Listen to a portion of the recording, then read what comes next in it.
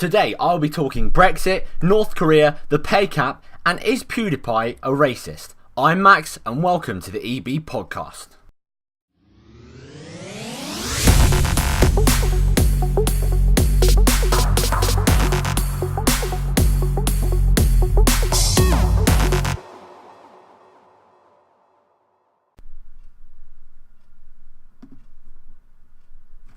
So, as I said, we got a lot to get to, but first of all, I thought we would start with Hurricane Irma. So, as many of you would have heard, Hurricane Irma has reached Miami this morning. It's been going through there today. We've seen winds of up to 120 miles per hour. There's almost 4 million homes with no power at the moment over in the Miami area, especially in downtown. Irma has been downgraded to Category 1. But there is still quite a lot of damage that is done. Obviously, there will be sort of more storms and rain to come, and Hurricane Jose, I believe it said, will come afterwards. So we're going to be seeing what will happen with that. It has now moved past Miami, which unfortunately, due to the fact that many people left, Miami has seen a lot of looting in the last few days, which is pretty horrible. They did try and loot in Texas, but there were signs put up saying, if you loot, we will shoot, which I thought was quite great. Their residents there have been given 36 hours till they have to go back to their homes, some of them till they're allowed to go back before the Coast Guard checks that it is clear. There's been a great rescue effort, especially by our government, in my opinion. We've been sending troops, first of all, to Barbados, where there was a big hit on that island, and Richard Branson's Necker Island as well, succumbed to quite a lot of damage, unfortunately. We've been sending troops there first, flying out there this morning, and then they will be flying across, I'm sure, to Miami to help out there. Thankfully, due to preventative measures from the US government, like evacuations, there were shelters that were set up where people could go and sleep with their families and stay safe. The government was also offering tips to the public, saying what you could do, where you could hide, how you could protect yourself. There were people going around and saving pets that people are unfortunately and heartlessly left behind because they couldn't take them with them. Which is great to see. That is all for that. We'll be looking more at that tomorrow once Hurricane Jose is hit. Now onto, I thought we'd be talking about the pay cap. Now this is the infamous 1% pay cap that is on all public service sectors, introduced by the Conservative government as part of the cut plans, all the cuts that we've been having to cut back due to some of Labour's overspending during the last government. It is looking today to be lifted for police and prison officers. That's the announcement from the government this morning. This is deserved. Hopefully it will come from other cuts in other areas that we don't need, like different admin staff that aren't really needed. They will be cut, and the money from that will be generated into prison officer and police salaries.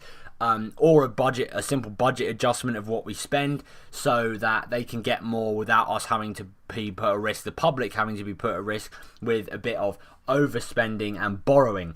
There is of course calls for this to expand to others, as the government has caved to the sort of pressure on them to do this, even though it is deserved. We do need to make sure that we have an economic plan in place to make up for the money that we're going to be spending extra on the officers. But I do love the police. I do love our prison officers keeping us safe and keeping the people who intend to harm us in society, making sure that they stay under the cosh as well. In the House of Commons today, there'll be the Brexit bill will be voted on. There's a vote later, so the Conservatives are expected to back it, of course, and the DUP in the first reading. Like I said in my podcast, I hope this gets to the second reading, because if it gets to the second reading, it shows a message to the EU that we are willing to get on with Brexit and we're not having too much infighting on our side. Labour, of course, are going to oppose it. The Lib Dems are going to oppose it. But hopefully, due to the majority formed with the DUP, we should be able to push that through. Over the weekend, there was, keeping on the subject of Brexit, was a Brexit protest in London. Vince Cable, leader of the Liberal Democrats, came and I wasn't there, but he went, I should say, and joined the protest. He was there with the British flag or the EU flag, whichever one he loves more. Tend to think it's the EU one. The 8th of June was a date that I kept seeing a lot on Twitter, and the reason I saw that was because many people have been asking for a second referendum on the EU due to the fact that our government isn't doing the best job of showing that we're competent in doing this. But the 8th of June, that was the date of our election this year, and in my eyes personally, and I think a few other people saw, that was our second referendum, because the Conservatives and Labour backed Brexit during the election and said it was going to happen, and the Lib Dems were quite opposed to it. If you remember, Tim Farron talked about maybe trying to reverse Brexit or having a very, very soft Brexit, with us keeping free movement, staying in the free market. And if more than 50% of the country didn't want Brexit to happen, then I feel they would have voted for the Liberal Democrats, putting them, thank God Jesus, into power. We will see what happens tonight during the votes. The talk about it, the debate has actually just started about half an hour ago, and it will continue into votes tonight. I'll be tweeting about that. We will talk more about that when I come back on Wednesday. Another subject that I thought I would touch on is PewDiePie. For those of you who don't know who he is, he's a big YouTuber, one of the best in the world, one of the most successful in the world. And he has come on quite a storm over the last day or so because he said the N-word in a stream. There's been calls for prosecution, his channel to be shut down. But I think we need to look at this from an outside perspective, looking at it. Is he racist for saying the word? No, he's not. Should he apologise for saying the word? Well, yes, of course. He's in no position to use that word. It does, of course, have racist connotations in the past. But what I find, the reason I don't think he is a racist in this case, I might be wrong, but the reason I don't feel he's a racist, in my opinion, is that racists, or the ones that I have seen, I certainly don't mingle with them, so the ones that I have seen online tend to admit that they're racist. For example, when the KKK was prominent in the 40s and 50s in America, they came out with this sort of BS claim that white people were somehow genetically superior to black people in every way. And when you question them about this, or you question them about their views, I'm sure many were questioning them about it at the Charlottesville rallies a few weeks ago, they are just going to continue believing that their belief is right. Their belief is best. They're not going to say, oh, no, I'm not racist. No, I'm not. They're going to say, oh, yeah, of course I am, and I don't care. So I don't think PewDiePie is a racist. He did say in the stream, oh no, I didn't mean it like that, of course trying to cover his tracks. But those are my thoughts on that. We're going to move on now to another race, North Korea. Michael Fallon, our defence secretary, said this morning, Sir Michael Fallon, that UK cities will within time be in range of North Korean missiles.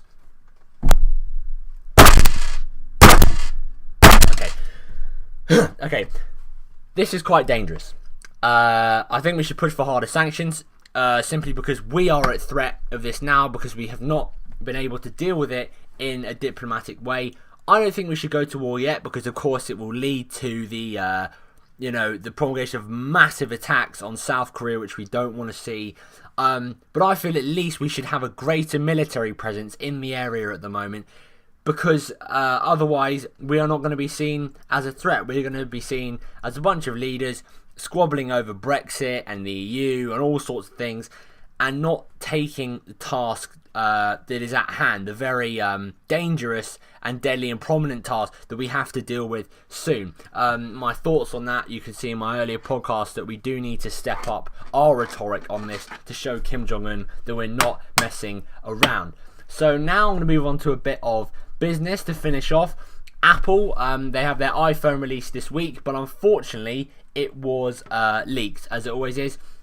It had, they were going to announce it this week, as I said, but there always seems to be leaks when there are iPhone releases. People, there's always speculation about features and what the phone's going to have on it, and how apps are going to be updated and all that sort of stuff. So it's not really anything new. The FTSE 100 was up this morning. That's our major stock market, which is great. The government announced or told us that energy from offshore wind is now going to become better than nuclear for the first time due to the fact that cost of subsidies has been halved due to efficient development of technology.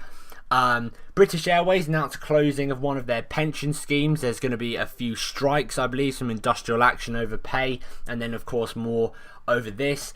UK consumers spent more in August last month. This is what Reuters reported.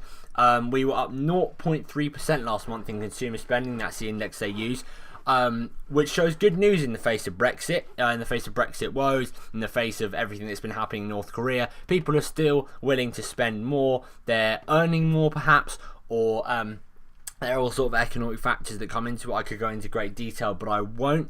Finally, I think London remains the top financial capital despite Brexit. I think this is what the BBC was saying this morning, mainly because we have a range of financial services that we are infamous for.